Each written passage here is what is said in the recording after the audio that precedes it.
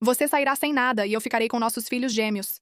Meu marido sorriu com desprezo no tribunal, confiante na vitória por ter 3 advogados, uma fortuna e um acordo pré-nupcial sólido. O juiz retirou o sigilo do registro de propriedade da empresa, leu meu nome de solteira e o império dele desmoronou. Quando o advogado do meu marido mencionou guarda principal no tribunal lotado, Owen apertou minha mão tão forte que senti seu pulso em vez do meu. Eu não vacilei. Esperei 3 anos por essa manhã. Na vida que vivi com ele, eu era Mara Lane, e por 12 anos, esse era o único nome que usavam para mim no condado de Fairfax. Antes disso, por 26 anos, meu nome era Mara Winslow, um nome que costumava significar algo em 3 estados, principalmente por causa de um bisavô que construiu metade das linhas ferroviárias entre Richmond e Corrente Contínua antes de qualquer pessoa viva hoje ter nascido. Não estou dizendo isso para me gabar. Eu digo isso porque é o motivo pelo qual ninguém acreditou no que eu estava prestes a fazer com meu marido na sala 4 do tribunal. Conheci Adrian Hollis aos 24 anos em um laboratório de informática da Universidade da Virgínia, há 1 hora tentando fazer um algoritmo de roteamento logístico parar de travar toda vez que processava dados do horário de pico. Ele era um estudante de negócios, 3 anos mais velho, com o charme típico de golpistas e vendedores, agindo como se já soubesse que você diria sim antes mesmo de você. Ele não entendia nada do código, mas entendia de pessoas. Ele olhou por cima do meu ombro para a tela cheia de variáveis e disse: isso poderia ser uma empresa.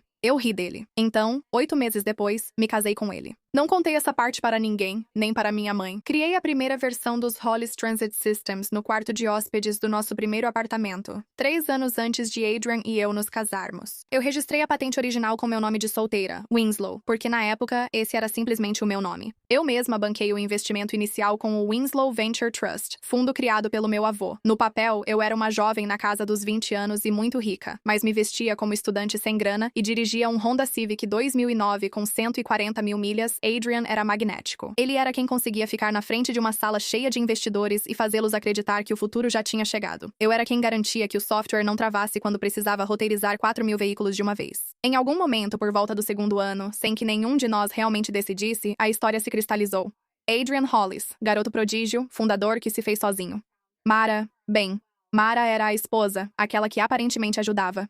Eu deixei isso acontecer. A culpa é minha. Eu repetia pra mim que não importava quem estava nas capas de revista, só queria um casamento verdadeiro. Eu me dizia várias coisas. Quando os gêmeos Samuel e Owen nasceram, me afastei da engenharia do dia a dia para criá-los, mas permaneci na estrutura societária. O Trust mantinha 62% das ações com direito a voto, de forma discreta, via uma holding desconhecida pela maioria na empresa. Adriano possuía 18% quando nos casamos. Com o tempo, deixei que ele acreditasse na confortável ilusão de que a empresa era simplesmente dele.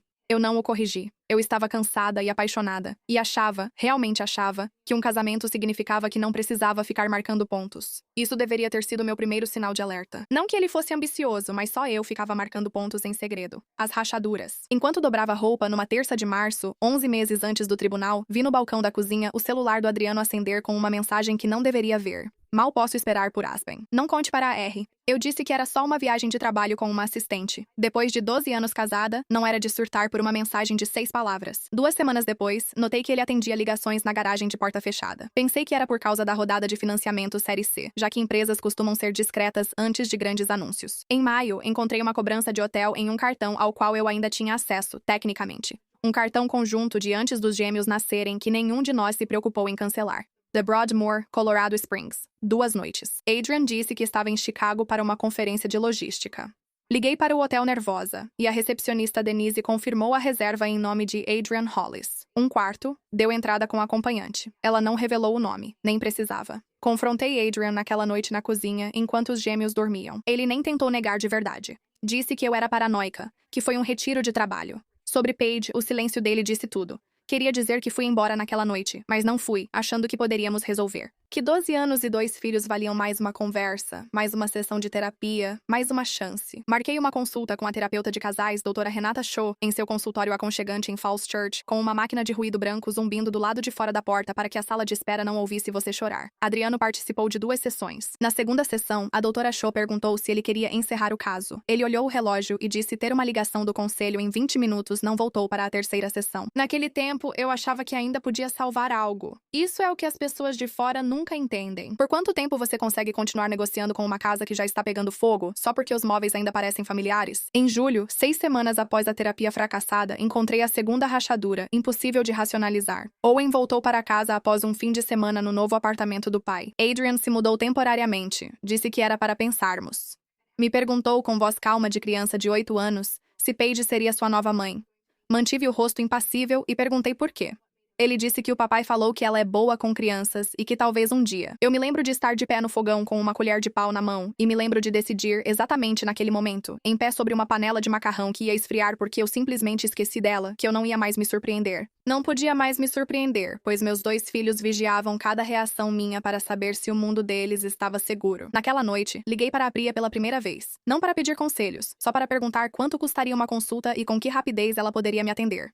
Ela disse quinta-feira. Eu disse que estaria lá na terça. O silêncio funcionou. Quando parei de tentar salvar o casamento, passei a proteger meus filhos e, sendo honesta, contratei a advogada de direito de família Priya Pot, de Alexandria. 17 anos no direito matrimonial, advogada que anota em pasta de couro e nunca eleva a voz.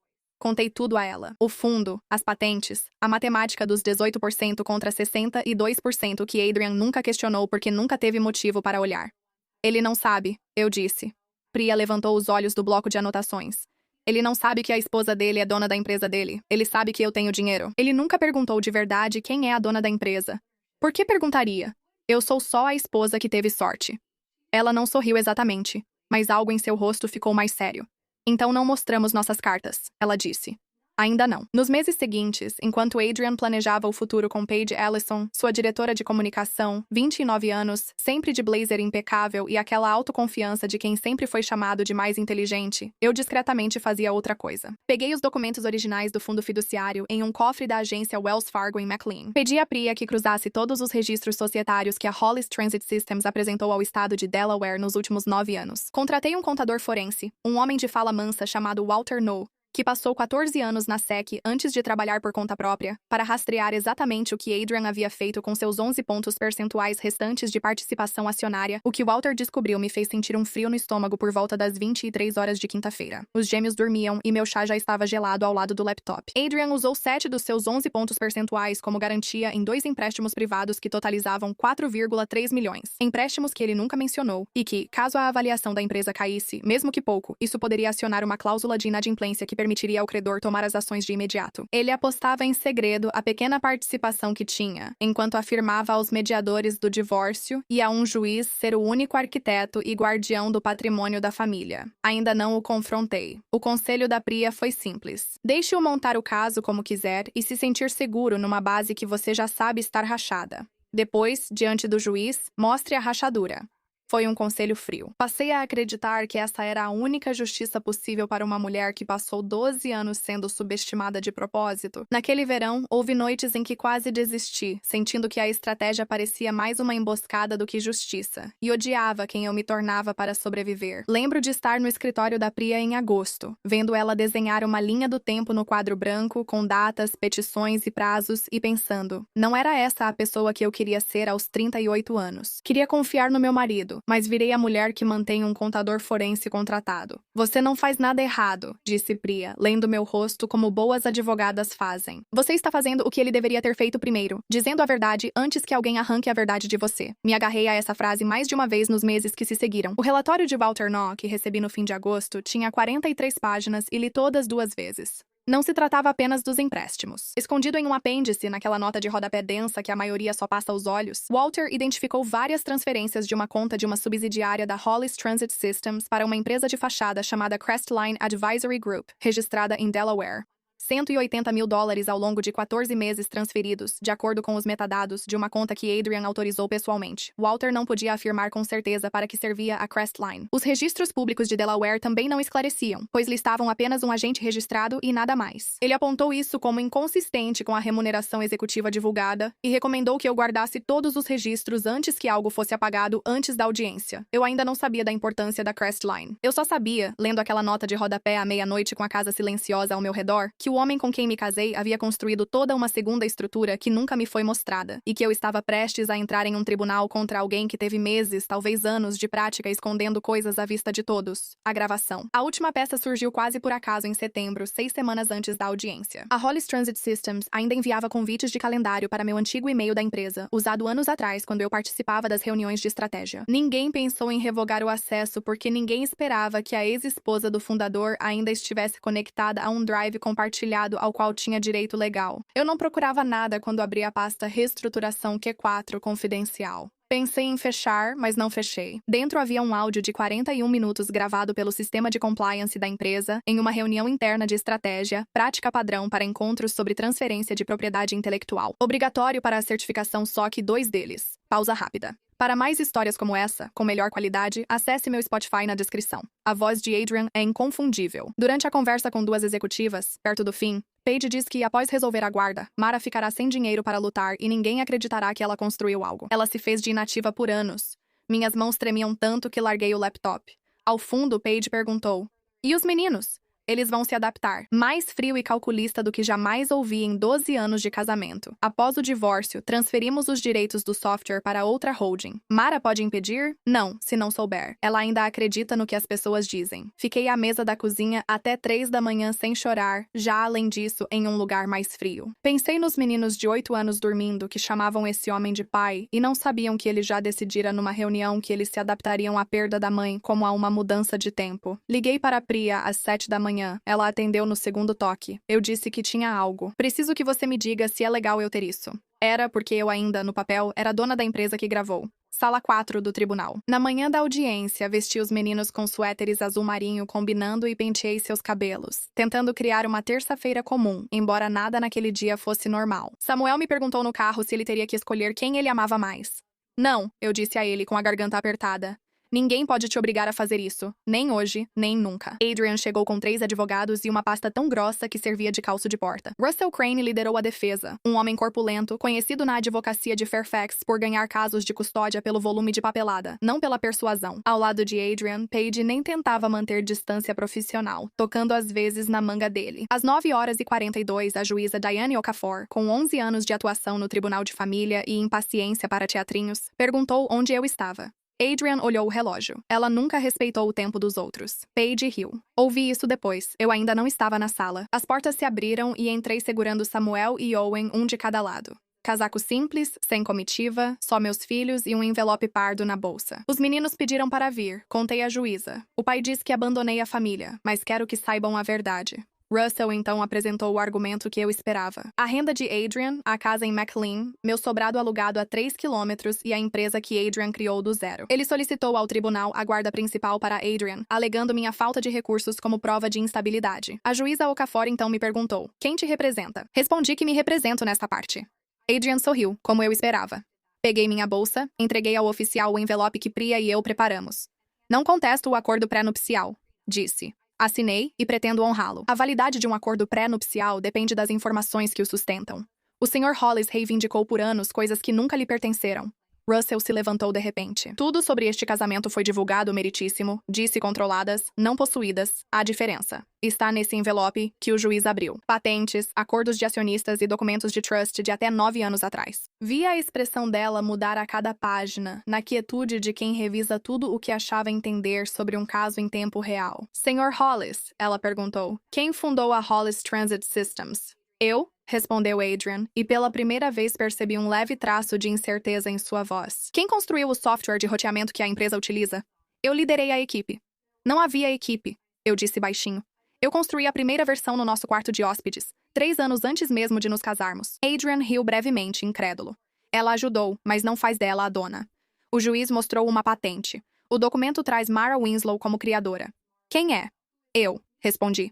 Era meu nome antes do casamento. A sala ficou em silêncio de um jeito que nunca experimentei antes ou depois. O silêncio específico de uma centena de suposições desmoronando ao mesmo tempo. A juíza Okafor se voltou para o arquivo de acionistas. O Winslow Venture Trust detém 62% das ações com voto na Hollis Transit Systems. "Senhorita Lane, você controla o fundo?" "Sim." O rosto de Adrian ficou da cor da pasta manila da juíza. "Você me fez pensar que era dono da empresa. Quando nos casamos, você tinha 18%, agora tem 11%. Você usou o resto como garantia em empréstimos privados que nunca autorizei e você não revelou, nem para o tribunal, nem para mim." Paige se virou tão rápido que a cadeira arrastou. "Que empréstimos?" A juíza a calou com um olhar. Eu não tinha terminado. Entreguei ao oficial de justiça o pendrive com contas, comunicações internas e uma gravação de uma reunião interna de estratégia de 14 de setembro. Adrian já estava de pé.